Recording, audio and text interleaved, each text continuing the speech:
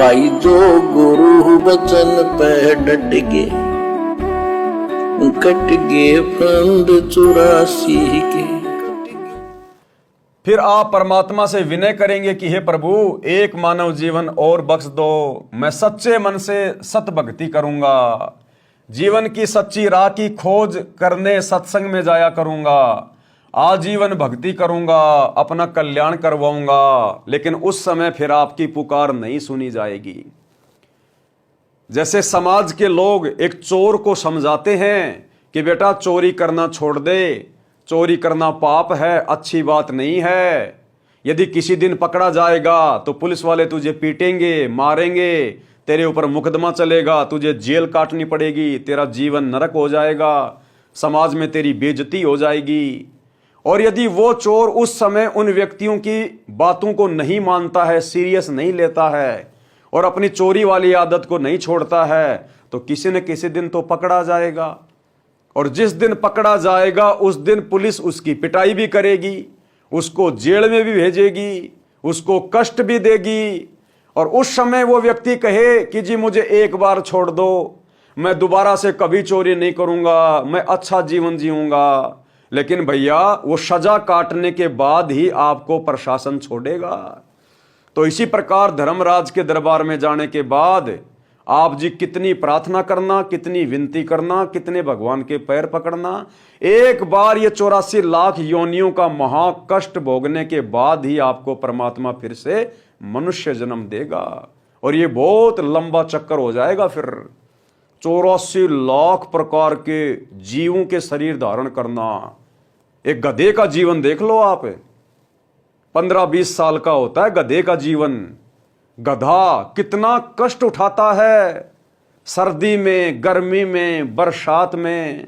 कुम्हार उसे घर पर घास भी नहीं डालता और पूरा दिन उससे कमर तोड़ काम लेता है, लठ मारता है, उसकी कमर की हड्डी बाकी हो जाती है। ईंटे ऊपर लेके जाएगा पजावे पे, ऊपर से नीचे लेके आएगा, मिट्टी ढोएगा, उसकी पीठ के ऊपर जख्म हो जाता है, कौवे उसकी पीठ के मांस को खाते हैं, बोरे की रगड़ से उसे असहनीय पीड़ा होती है, पैर टूट जाए तो कोई इलाज नहीं, भुगत भुगत के मरता है। तो भाई और बहनों, इस प्रकार से 84 लाख प्रकार के शरीर धारण करके फिर ये जीवात्मा असहनीय कष्ट भोगेगी, असहनीय कष्ट। फिर इसे मनुष्य जन्म देगा परमात्मा। और उस मनुष्य जन्म का भी एकमात्र यही प्रयोजन होगा कि भाई भक्ति कर, सच्चे गुरु की शरण प्राप्त कर, सच्चे गुरु की खोज कर। और उस समय क्या पता आपको सच्चा गुरु मिले ना मिले। जैसे आप अपने अन्य मनुष्य जन्म अनगणित और बिना सच्चे गुरु की शरण के व्यर्थ करके चले गए, क्या पता आपका आने वाला अगला जन्म भी बिना सतगुरु की भक्ति के ऐसे ही व्यर्थ हो जाए। क्योंकि यह जरूरी नहीं है कि जब जब हमें मनुष्य जन्म मिलेगा तो सतगुरु हमारे लिए धरती पर तैयार बैठा रहेगा। यह तो बड़े सौभाग्य से, परम सौभाग्य से मिलता है। लाखों करोड़ों जन्मों के बाद कभी कभार हमारा सच्चे गुरु की सत भक्ति करने का दाव लगता है। ये तो बिल्ली के भाग का छिक्का टूटता है इंसान का। तो भाई और बहनों, आज है वो मौका आपके पास में। आज आप धरती पर मनुष्य जन्म प्राप्त हैं, स्त्री या पुरुष का, और परमात्मा भी इसी समय धरती पे प्रकट है। ये अजब गजब संयोग है, अजब गजब। राम नाम की लूट है, लूट सको तो लूट, भाई पीछे फिर पछताओगे जब ये शरीर जाएगा छूट। भाई और बहनों, विलंब सतगुरु जी के सत्संग सुनना शुरू कर दो।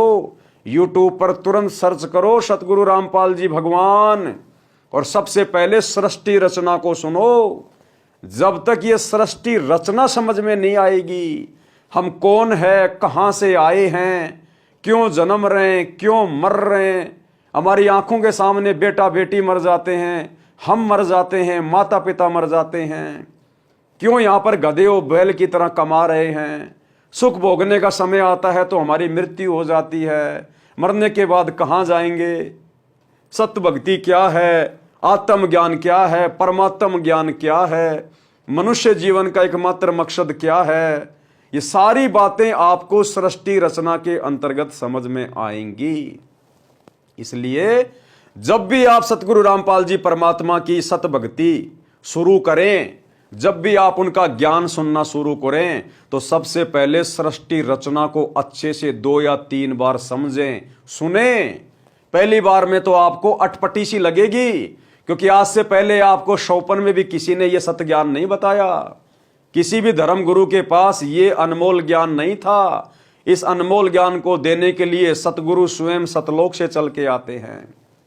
तो हो सकता है पहली बार में जब आप सृष्टि रचना सुनेंगे आपको अटपटा सा लगेगा, लेकिन भाई और बहनों, हमने इन बातों को ध्यान रखना है कि पहली बार जब बच्चा स्कूल में जाता है तो टीचर का ज्ञान उसको अटपटा ही लगता है, लेकिन धीरे धीरे जब वो सुनेगा, सुनता रहेगा, वो प्रमाण देखेगा, वो बातें उसके हृदय में समा जाती है और एक दिन वो बच्चा सफल होता है, डिग्री प्राप्त करता है और फिर नौकरी लगता है और एक अच्छा उसका भविष्य बन जाता है।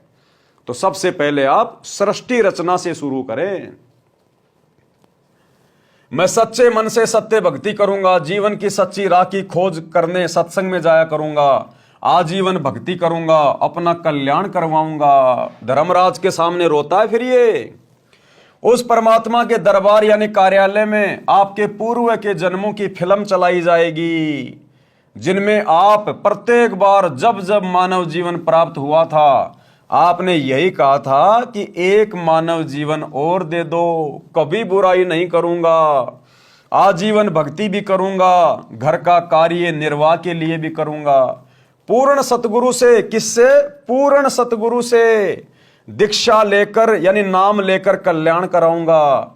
जो गलती अब के मानव जीवन में हुई है कभी नहीं दोहराऊंगा या दोहराऊंगी। फिर परमात्मा जी कहते हैं कि अपने आप को तो मूर्ख बनाकर जीवन नष्ट करके आ खड़ा हुआ, पापों की गाड़ी भरकर अब मुझे भी मूर्ख बनाना चाहता है। चल नरक में। फिर 84 लाख प्रकार के प्राणियों के शरीर में चक्कर लगा, गधा कुत्ता सूअर बन। और फिर जब कभी मानव जन्म स्त्री या पुरुष का शरीर मिले, सावधान होकर संतों का सत्संग सुनना। किसका? संतों का। जो असली संत है उसका, इन नकलियों का नहीं, पाखंडियों का नहीं। जो गांव गांव नगर नगर में आश्रम खोलकर, डेरे खोलकर, हाथ में चिमटा लेकर, कान फुड़वा के, जटा बढ़ा के, जो पूरी दुनिया को काल की गोद में बैठाने के लिए जन्म लेकर गांव गांव घूम रहे हैं। भाई और बहनों, पृथ्वी पर एक समय में केवल एक ही सच्चा संत होता है, केवल एक ही। अब आप देख लो इस जीवात्मा को भटकाने के लिए काल का कितना भयंकर षड्यंत्र है। वो सच्चा ज्ञान देने वाला, सतलोक का ज्ञान देने वाला, सत भक्ति देकर मुक्ति करने वाला केवल एक ही संत है एक समय में पूरी पृथ्वी पर, जो वर्तमान में सतगुरु रामपाल जी के रूप में धरती पे प्रकट हैं। बाकी ये जितने भी आचार्य, शंकराचार्य, मंडलेश्वर, महामंडलेश्वर, किसी भी धर्म में, किसी भी संप्रदाय में, ये सब के सब काल के द्वारा भेजे गए दूत हैं, जिनका एक ही मकसद है कि इन भोली भाली आत्माओं को काल के जाल में फंसाओ, उल्टी साधना देके। सतगुरु रामपाल जी के अलावा धरती पर किसी भी संत के पास में सत भक्ति नहीं है। कोई भी संत आपको नहीं मिलेगा जो धर्मशास्त्रों में उंगली रख रख के समझाए कि देखो गीता जी का ये अध्याय ये कह रहा है, ये श्लोक ये कह रहा है। विद प्रमाणित कोई भी संत आपको सतगुरु रामपाल जी के अलावा नहीं मिलेगा। जो गुरु बचन पे डट के, कट गे फंद 84 के, कट गे फंद 84 के, कट गे फंद 84 के।